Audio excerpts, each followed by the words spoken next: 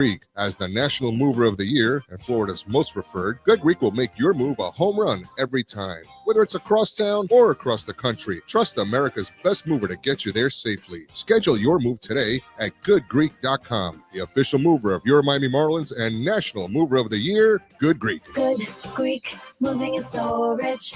Your superhero movers. At Loan Depot, we're big on home. Home games, home teams, home field advantage, and you better believe it, home runs. For us, home means everything, which is why we're offering more options that make buying your first home easier and more affordable. No matter where you are on your home ownership journey, round the corner to loandepot.com and let us help get you home. That's loandepot.com. We're on deck ready to hit it out of the home ownership park for you. Call for cost information and conditions. Equal housing lender. Licensed in all 50 states. NMLC ID number 174475. Miami Marlins fans, we celebrate every victory together. But when life throws you a curveball, whether you're injured at work, hurt in an accident, or facing a disability, you need a team that knows how to win. At Werner Hoffman, Gregg & Garcia, we fight for you in personal injury, workers' compensation, and disability cases. With decades of experience, we make sure you get the benefits and compensation you deserve. Let us step up to the plate for you. Werner Hoffman, Gregg & Garcia, where Miami's injured find their strength. Call us now or visit wernerhoffman.com. Let's win this together. ADT is the official smart security partner of the Miami Marlins. ADT knows every second counts, especially in baseball. 1 second you're down, the next you're on top again. 1 second the bases are loaded, the next everyone's home safe. And when it comes to your home, 1 second you feel safe, and the next something goes wrong. But with ADT's 24/7 professional monitoring, you still do. When every second counts, count on ADT. Visit ADT.com/Marlins or call 800-750-0647 today. For license information, visit ADT.com.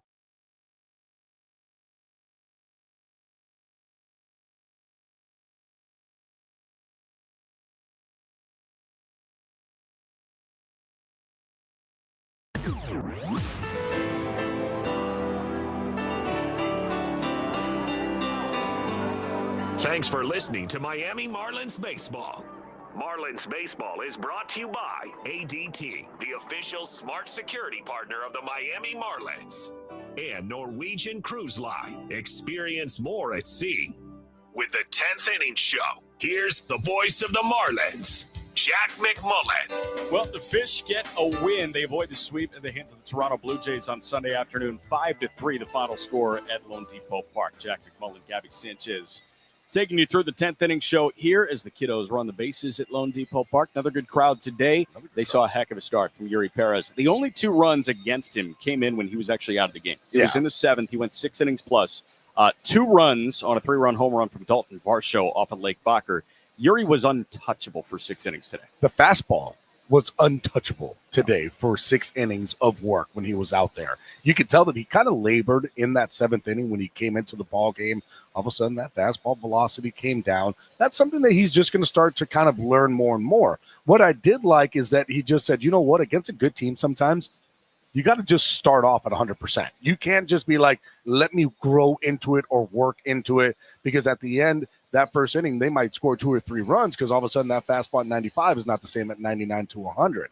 But, I mean, that fastball was working. And what I liked, though, too, was that he didn't really get off of it. He would throw the slider like early in counts, like first pitch, because he understands that, hey, this is a very aggressive team early in counts. So let me go ahead and throw that slider, throw that curveball, throw that changeup.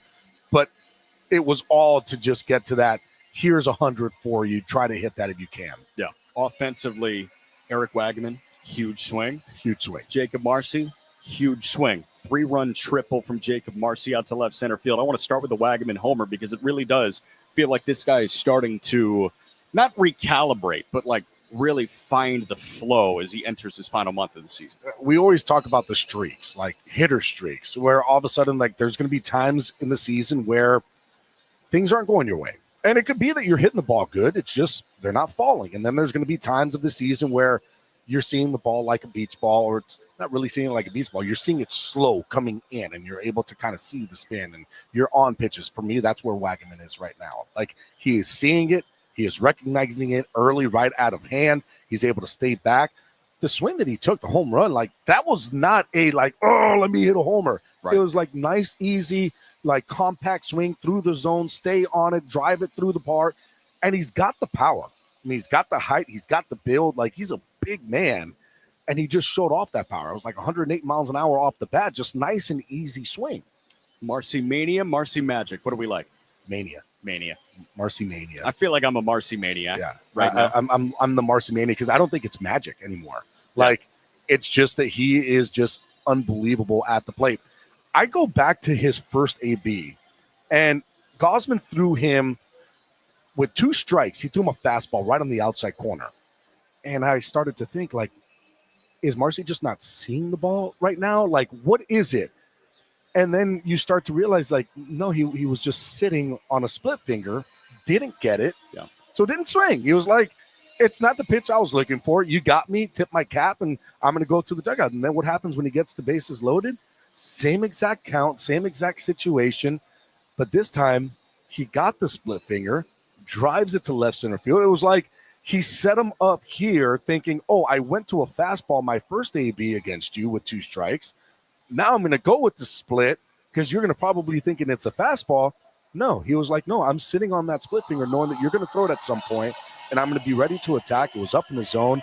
Really good job of hitting, and then got another one his next AB for a double. Gabo, appreciate you, brother. Thank we will you. talk to you tomorrow for Strider and Cabby. Dude, can't wait. That's going to be a fun one. Fireballers coming at each other. Steven texted me and told me this is good. Let's listen to Steven Strom's postgame conversation with Tyler Phillips right now. All right, Jack, thank you very much. Tyler, you threw 32 pitches yesterday. When did you know you were going in tonight? When they call down.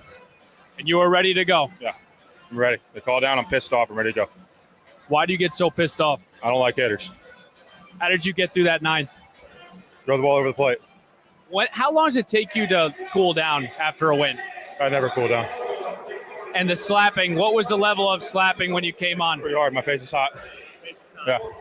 How important was it for your team to get this win today? It's big. I mean, every win's big. It doesn't matter what the record is. Every win's big. That's what we're here for. It's to try to win the game.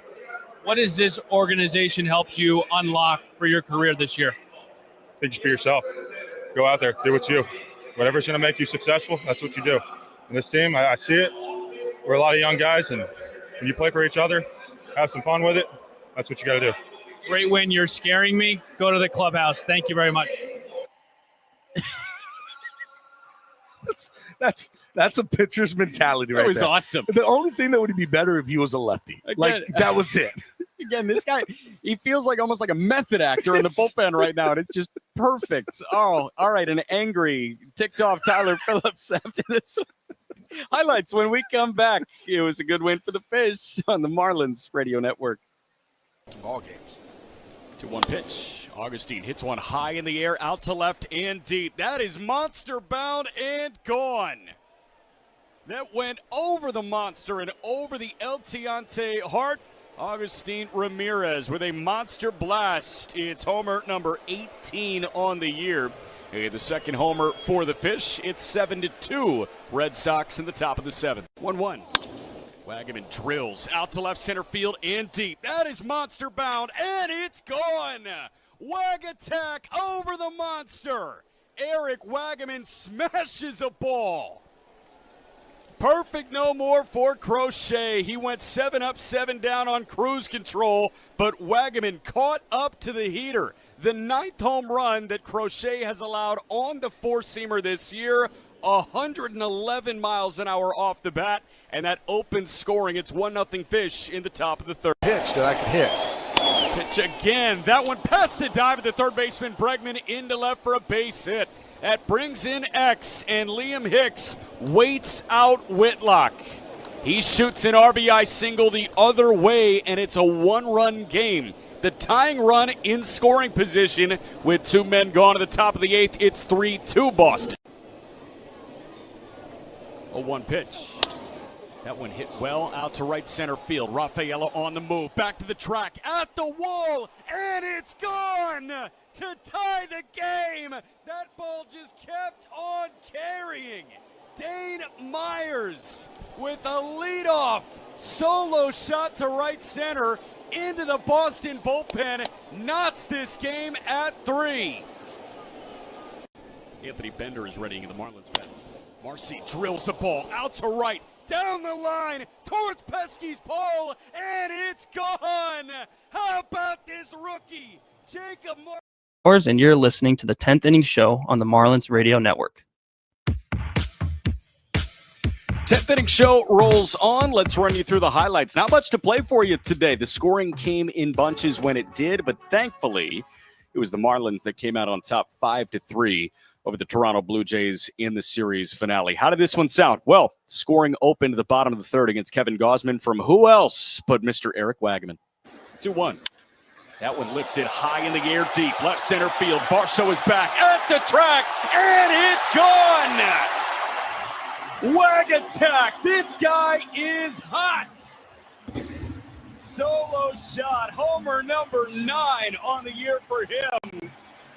And a 422-foot solo blast to left center field. Open scoring. It's 1-0 Fish in the bottom of the third.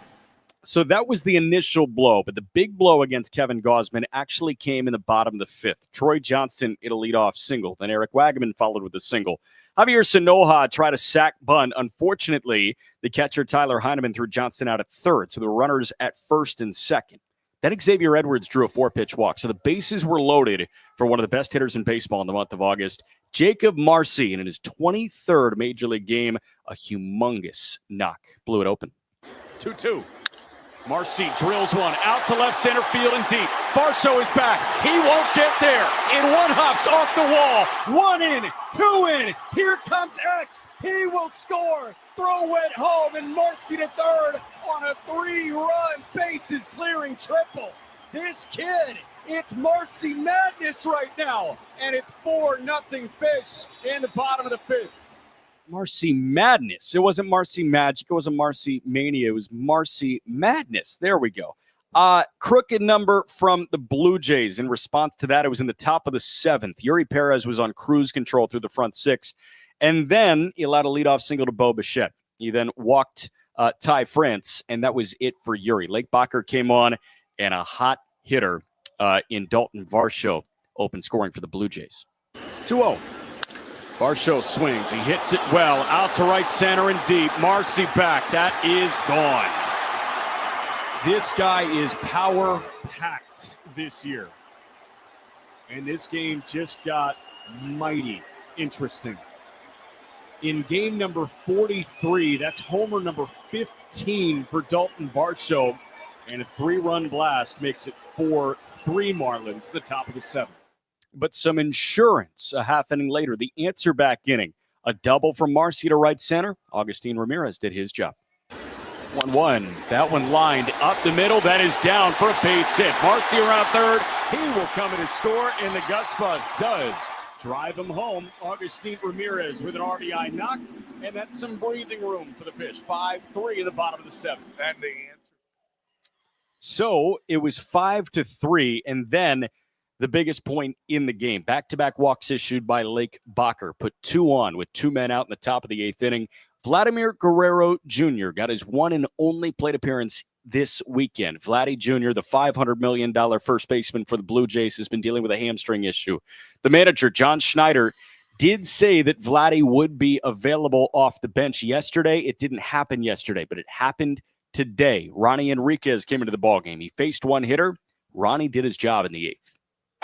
First and second they go. 3-2 is popped up on the infield. All 4 converge. Wagaman calls for it, and he makes the catch. Ronnie comes on. He gets a humongous third out in the top of the 8th. Vladimir Guerrero Jr. extinguished, and Toronto strands 2. We go to the bottom of the 8th. It's 5-3 Marlins on the Marlins. And then the angriest man in baseball, Tyler Phillips, with a 1-2-3 6-pitch ninth. That was all she wrote today. Phillips, the right-hander, deals. And that one is popped up right side of the infield on the dirt. The second baseman, Edwards, is calling for it. He makes the catch, and the Fish take it. It was a 6-pitch ninth inning for Tyler Phillips. He cuts through it, 1, 2, 3, and Phillips has a save. It's his second of his Major League career, and the Marlins get the win on Sunday afternoon. The final score, your Miami Marlins 5, the Toronto Blue Jays 3. And that is how this one sounded. When we come back, we'll hear from the skipper, Clayton McCullough. 10th inning show continues next on the Marlins Radio Network. Visit Micus. But after the mound visit, the first pitch, Troy loops it into center. That is in for a base hit. Wagaman held for a minute. He will hold at third base. Hicks comes in to score. Fisher on the board. Runners at the corners. It's an RBI single from Johnston, and it's 4-1 Toronto in the bottom of the seventh. On the way. And that one drilled down the left field line. It's in for a base hit, and it rolls into the corner. Wagaman scores from third. Johnston around third. Relay throw coming home. Bichette fires to the plate. The tag is in time. Not really close. 1-0 pitch. That one a line shot up the gut. That's in for a base hit. They're waving Javi. The throw goes to third, so Sanoja will come in to score. It's an RBI pinch hit single for Lopez, and it's a one-run game. First pitch to Javier Sanoja on the way. And that one line, that's into left center for a base hit, and the game is tied. Sanoja ties it up. This guy is on fire right now. We're knotted at 4. He reached out, he met it, and a little liner up the gut. Makes it a 4-4 ball game. Hill in from third, and there's one away. 0-1. Marcy swings. He lines it out to left center field. Barstow on the move. He won't get there. Otto comes in to score. Marcy gunning for second, and he's in there sliding. He's got an RBI double. We're tied at 5 in the bottom of the 10th. And Jacob Marcy is in scoring position with one away for Augustine Ramirez.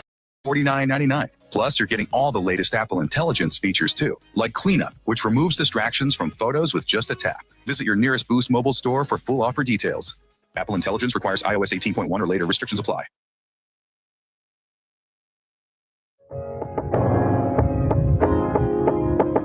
Tenth inning show rolls on 5-3. The Marlins get the win over the Toronto Blue Jays. They avoid the sweep, and they will head into a series with the Atlanta Braves on a high. The win. We will hear from Clayton McCullough in a moment. We do not have that just yet. I will give you an out-of-town scores check while we have a second. We do have some final scores from earlier today. The early one, it was 4-0 Pirates over the Rockies. Paul Skeens got the win. Skeens went 7 scoreless, now through 50 career Major League starts. Paul Skeens has a 2.02 ERA. That is the second best mark of the live ball era. It is just behind Vida Blue from the late 60s and early 70s, who was at 2.01 through his first 50 turns. Other final scores from today. Baltimore got a win over Houston, 3-2. The final score, Trevor Rogers, the winning pitcher. He is now 7-2. Keegan Aiken got the save.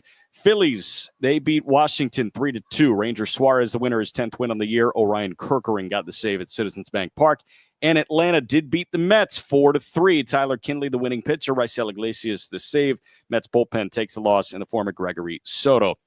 Royals just beat the Tigers in Detroit 10-8. Jack Flaherty was the starter and loser for Detroit. Carlos Estevez, his 34th save on the year. Other games in action right now, just getting going in Tampa. No score between the Cardinals and the Rays. Bottom of the 8th, White Sox up on the Twins 8-0.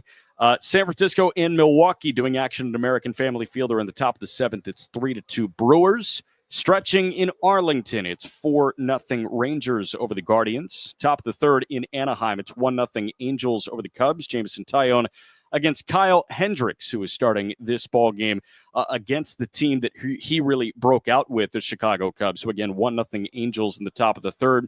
Through an inning and a half, it's 1-0 Arizona. Zach Gallen against Brady Singer in Arizona. In San Diego, it's Dodgers-Padres. Yoshinobu Yamamoto got the ball for the Dodgers today against Nick Pivetta, who's been throwing the ball very well for San Diego. It's 1-0 Dodgers in the top of the 2nd. Bottom of the 2nd in Seattle, 2-1 Mariners over the A's. Jacob Lopez against Logan Gilbert. And Sunday Night Baseball tonight is Yankees-Red Sox. Carlos Rodon against Dustin May. It sounds like we may have more Phillips sound for you. I don't think that is the case. So what we're going to do is I think we are going to step aside. We'll come back. We will take the final break. We'll play you Clay when we return here on the Marlins Radio Network. Plus human. 0-1. Sanoha with the ground ball over to short. So Jay-Z flips to second for one, on to first, dug out by Contreras in time for the double play, but the run does come in to score. It's not productive from an RBI perspective. There are 2 men gone, but the Fish are on the board. It's 1-0 Marlins in the bottom of the second. Like Citi Field fall. Yep. And Atlanta. First pitch, that one a liner up the gut, rolling right through into center field. It plates 2 more. Marcian from third, Augustine around. He scores from second. Ball rolls back into the infield, and Heriberto Hernandez has a multi-hit, 2 RBI day. He makes it 3-0 Fish in the bottom of the third. Extended from the letters. And payoff again. That one a bouncing ball up the middle. That one is through for a base hit. They're going to wave Hicks around. Nootbaar's throw is going to third. It beats Hernandez by plenty. They tag him out there, but Hicks does come in to score. It's an RBI single for Troy Johnston, and there's some more breathing room for the Fish. It's 4-1 Marlins in the bottom of the fifth. Acosta hits high in the air, out to center and deep. Nootbaar is back at the track, and it's gone. Maximo, the first hit of his career, is a big fly. Maximo Acosta, 418 feet later, is in the hit column. And it's 5-2 Marlins in the bottom of the sixth. Someone get him that baseball. Now. Here's the pitch. And it's cut on and missed. Sandy is fired up. It was perfect. A sinker at 93, dove to the lower inside edge. It's a season high. 9 punch-outs for Sandy Alcantara, and he looks like Cy Sandy tonight. Over. Paid for by NHTSA. Fish get a win over the Blue Jays. 5-3, the final score today. Marlins winners today, and the Fish are now 61-69. They will take on the 59-71 Atlanta Braves tomorrow. But let's hear from the skipper, Clayton McCullough, after this one. Yuri today, is that the best he's looked all season to you? It was definitely right up there. I think, like, you think about like the start in Baltimore, this one kind of felt like that. He had a really electric fastball today, and the command of his pitches was,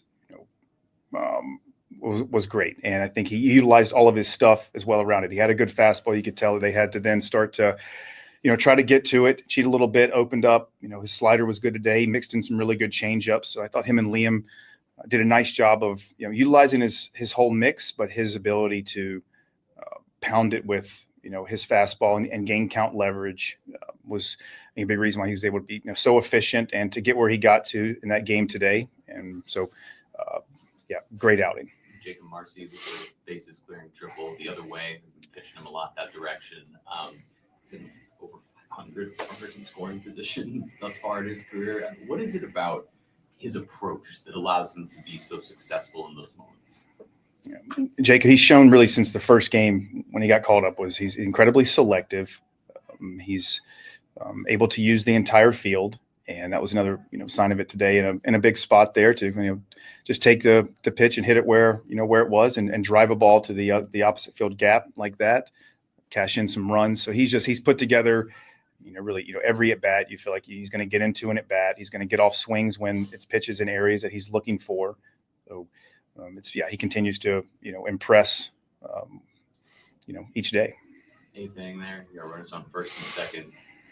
Vladdy Guerrero coming up. You go to Ronnie. What'd you like about his performance in that? Yeah, I mean, great theater, right? I mean, that's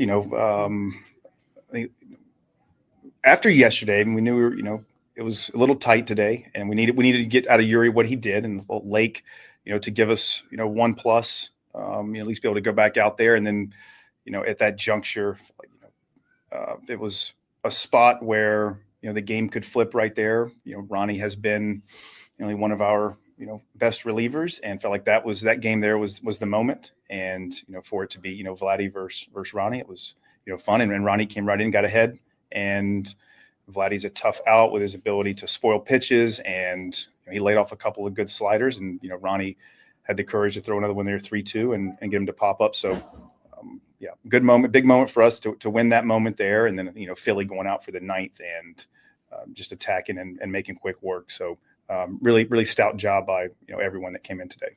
think Vladdy had 5 games in a row out of the lineup was a little bit as a surprise to see him in that situation, or it's something that maybe you guys anticipated before? No, yeah, he came out on deck last night. Point. So there was, the potential that Vladdy, I'm sure if John felt that, again, a moment that the game could flip for them in an at bat and have Vladdy be able to take that, he, potentially be utilized. So, preparing that at least, ready for it. And then with, a couple guys on and a couple of outs that, just the Ronnie was the best option to get out of that, particular spot. And, we can go to the 9th with, Philly or someone else. Philly threw 32 pitches yesterday. I guess with him, how has he caught your attention in every right way this year? What he has shown this year, he throws a ton of strikes. I think really, early we've used him in longer stints. He's got the stuff to get out both side hitters. You count on, Philly's going to come in and fill up the strike zone, and typically is able to be incredibly efficient. And I think some of the times he's been able to pick up multiple innings on very limited amount of pitches, and he's been durable and ability to bounce back quickly and be utilized in, a spot like tonight. He's been utilized mid-game for multiple innings, whether we're up or down. So he's been a very key contributor. We stretched him out some as well. So he has a ton of utility in our bullpen for whatever's asked of him. And it comes down, he has good stuff and he throws strikes.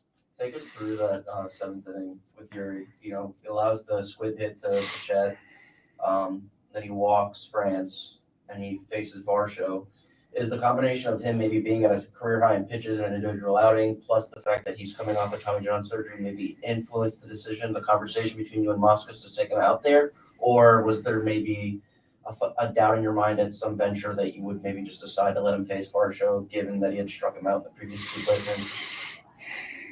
I think there's a lot of factors that go into it. There's going to be a number of pitches that on a given day, each one of our guys, we kind of have a limit for, and Yuri had enough to go back out for the 7th and potentially get through that inning or part of that inning. And after the first couple of at bats, I think he threw 11 or 12 pitches, and now he gets into the, around the 95 pitch mark. At that point, like he's not going to have enough to finish that inning. And Lake has also been a really, he's been throwing the ball great since he's been up here. And that at that point there with a couple guys on, and Yuri had a pitch count where prior to the game, it said that's going to be pretty close to the mark. That was it for him, and he gave us certainly a terrific outing to that point, and that was it for him, and to turn it over to the other guys.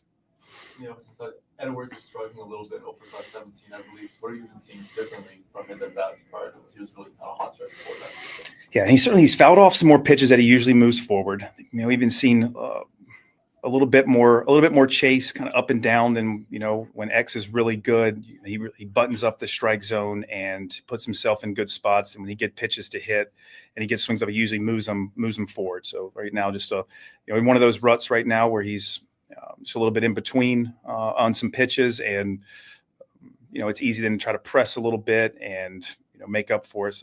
It's going to take 1 or 2 at bats where X probably just gets a few hits, moves some balls forward like he can, where he'll, next thing we'll be talking about him going on another one of those runs where he's just collected multiple hit after multiple hits. What kind of runs is Wags putting together?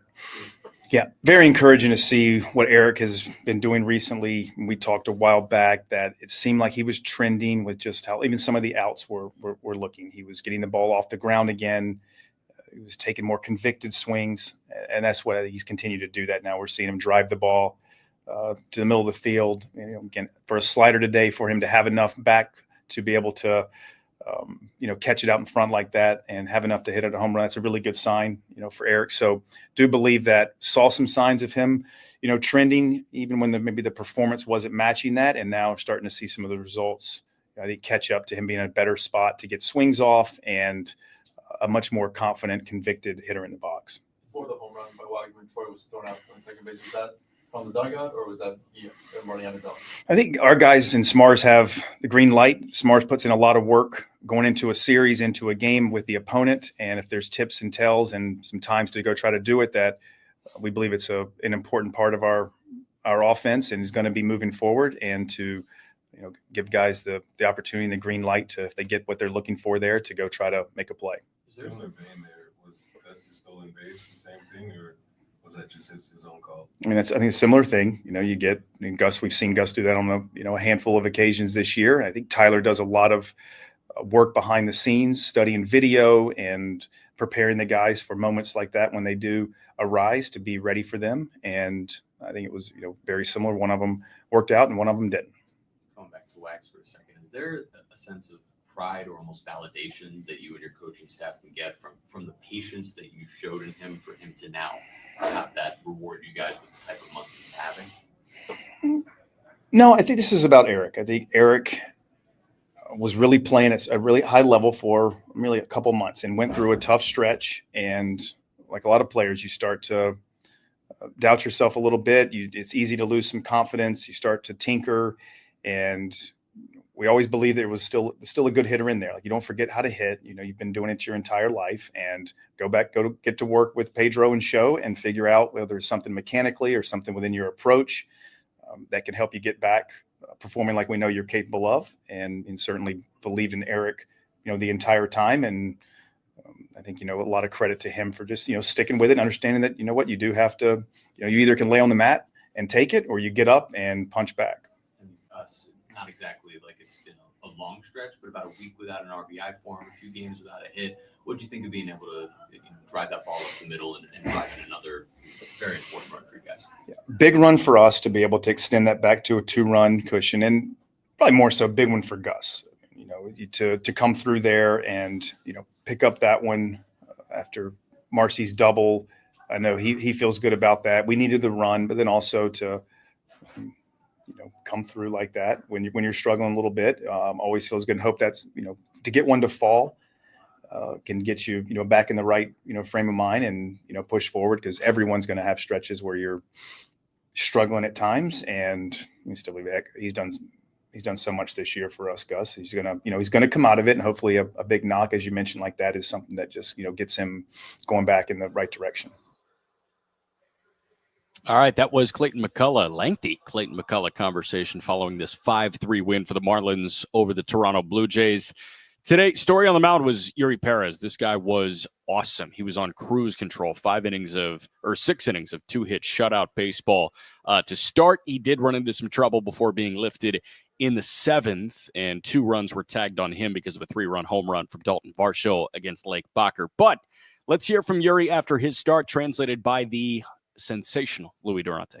Bit of a bounce back start for you with the fresh haircut. What are your general thoughts on your day? Sí, regresando fuerte hoy con un corte de pelo nuevo. ¿Qué es lo que piensas que fue esta salida para ti hoy en general? Bueno, agradecido con Dios, absolutamente todo. Creo que la salida de hoy fue buena, fue también de aprendizaje, competir con un equipo como ese, un equipo fuerte, el cual tiene buenos bateadores. Creo que fue una excelente salida. Yeah, well, thank God, for this outing. I think it was a good outing, an outing that gave me learning experience for me. I think it's a very strong lineup out there, and overall, I think it was a good one. Is this maybe the best you felt all season long, Clayton, compared it to the Orioles game that you had? But where does this one stack up for you? Creo que esta ha sido la que mejor te ha sentido en esta temporada, a lo mejor comparado con aquella vez que jugaste contra los Orioles. ¿Dónde está esto en el rango de salidas buenas para ti este año? Claro, ha sido una de las mejores salidas, no hay duda. No pudimos terminar el inning. Teníamos que terminar el inning para que sea todavía mucho mejor. Pero bueno, está entre las mejores salidas y creo que traté de dar lo mejor de mí ahí. Yeah, I will say it was one of the better ones that I had this season. I wish I could just finish that inning, just to make it even better. But you know how things are. But I will say, we'll rank it one of the top for this season. What was the difference for you today versus your last start? Last start, 4 wild pitches, a little bit struggling with command. Today, your only walk comes on the last hitter you face. What was the difference for you? Y la diferencia de la salida de hoy comparada con la anterior, en la cual tuviste 4 wild pitch, un poquito de descontrol. Y en el día de hoy, no vimos sino una base por bola ya al final de tu salida. Bueno, estuvimos compitiendo más en la zona. Los muchachos estaban haciendo un poquito más de swing a pitcher. Say, staying in the zone was something was helping me a lot. They were swinging ahead as well, and that's something that allowed me to stay in the game a little longer. The last outing, that was the situation that happened. They were very selective. I was throwing more breaking ball pitches, so I would say that's the difference. What went into pitching backwards today, using your breaking balls early? Sí, ese plano de pichar así de manera al revés, ¿no? Lanzando los picheos quebrados más temprano. Bueno, esa era parte del plan. Eso fue lo que hablamos antes de salir al juego con el pitching coach y creo que eso fue lo que me pudo funcionar. Y seguimos trabajando de igual manera con los picheos rompientes adelante, en un momento al revés, la recta adelante y todo eso. Yeah, well, that was part of the plan. That was part of the conversation I had with my pitching coach.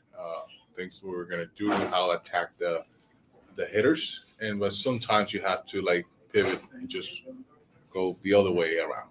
Why did you get a haircut and why did you change your glove? Sí, porque te cortaste el cabello y porque cambiaste el guante. No sé, lo hice normal, no por nada de otro mundo, sino tratando de cambiar alguna cosa. A ver si el equipo se le va algo malo. I don't know. It's just like wanted to change a few things. Who knows? Cut your hair a little bit. Some of the bad luck will go away.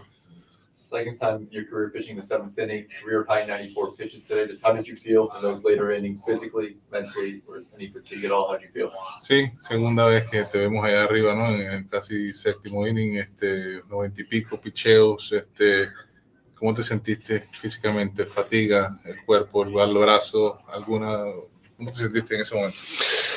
Bueno, cuando salí el séptimo tenía muchas ganas de terminar el inning, de seguir compitiendo, pero pasaron cosas, un hit a primera, todo eso, una base por bola. Pensé que me iban a dar un bateador más, pero bueno, decidí en sacarme y en el momento fue un poquito frustrante después de bajar las 2 carreras también, pero gracias a Dios pudimos ganar. Yeah, it was a tough 7th inning. I went out there, wanted to finish that 7th inning. A few things happened, the base hit, the walk. Later, earning those two runs, unearned runs. But yeah, I wish I could have finished that one strong. Did you talk with Clayton when you went to the mound to see if he could let you get one more batter too? Hablaste con Clayton, a lo mejor te podía dejar un bateador más. No hago eso. Si él decidió sacarme, yo entrego la bola y salgo normal. No, I don't do that. If he decides to take me out, I just give the ball away. What is it like getting to have somebody like Jacob Marcy playing behind you, especially with the start he's gone off to in his big league career? Sí, hablando un poquito de Jacob Marcy, cómo se siente tener ese apoyo de él atrás de ti y sobre todo el comienzo tan grandioso que ha tenido en Grandes Ligas. Excelente comienzo, un muchacho muy bueno en todos los aspectos. Creo que lo único que le puedo desear es que tenga mucha salud y que pueda terminar la temporada súper bien, que lo está haciendo demasiado bien. No, he's doing excellent. It's incredible. He's an incredible young talent that in any aspect, right? All I can wish him is just plenty of health so he can finish this season strong and continue supporting us. All right, that was Yuri Perez, translated by Louis Durante after his start against 6 innings of 2-run ball. Steven Strom, take us to the finish line. Yeah, we'll start with Wagaman's August. 4 home runs, OPSing in the upper 800. In all seriousness, it's great to see Wagaman wherever you put him in the lineup. They're lacking power right now. They don't have Kyle Stowers, and I think Wagaman has served his purpose here the last couple of weeks. We'll see if he can continue to do that. Jacob Marcy, the bases clearing triple, broke the game open. I'm looking at his numbers, 1121 OPS now. He's up to 346 on the batting average here. I get this is just the norm at this point for Marcy. Sometimes I feel guilty for not talking about that. He's got 4 home runs, 23 RBIs, and 10 walks, but that's just where we're at with him. Yeah. Another huge moment. And then we just heard from Yuri Perez. You mentioned the 6 innings, 2-run ball. The standing ovation, I thought, Jack, was something I I have not felt that since Sandy. And, again, like credit the crowd, credit the environment. It was an awesome weekend here at the ballpark, but the fans are really into it. Like they're really engaged in feeling moments, and for them to give, Yuri a standing ovation, and he had mentioned at the end of his media availability that it means the world to him, and hopefully he can continue to pitch in front of these types of crowds. And then the last thing, I think the play of, or the moment of the game, was Ronnie Enriquez coming in against, Vladimir Guerrero Jr. If I would have told you that, all right, big spot coming into the season, Vladdy's up August 24th, we're down 2, we got 2 second and first and second, who we putting in, Jack? I would have been like, all right, Tinoco, no. All right, Bender, no. Ronnie Enriquez, I would have called you crazy, but that's the beauty of baseball. He's become not a fireman. He's become now the chief of this bullpen. 100%. Is the chief, is he the head honcho at a firehouse? I hope so, because I thought I nailed it. I would think so. Let's go with it. Fire chief. Fire chief. Yeah. Fireman chief. Yeah, I'm in. Well, and all in all, 5-3 win for the Fish today. Back at it tomorrow night, 6:40, Edward Cabrera against Spencer Strider and his 5.24 ERA. Don't say that. We know that he's nasty still. Wow. Okay. Cabby and Strider, if you like fastballs, if you like velocity, come out to the ballpark tomorrow, 6:40 first pitch. Steven gets you going with Marlins on deck at 6 o'clock. Huge thank you to Ahmed Jordan in studio. For Steven, for Gabby, I'm Jack, saying so long from Lone Depot Park. This has been a presentation of Miami Marlins baseball on the Marlins Radio Network. Number 1 on your car radio preset hand.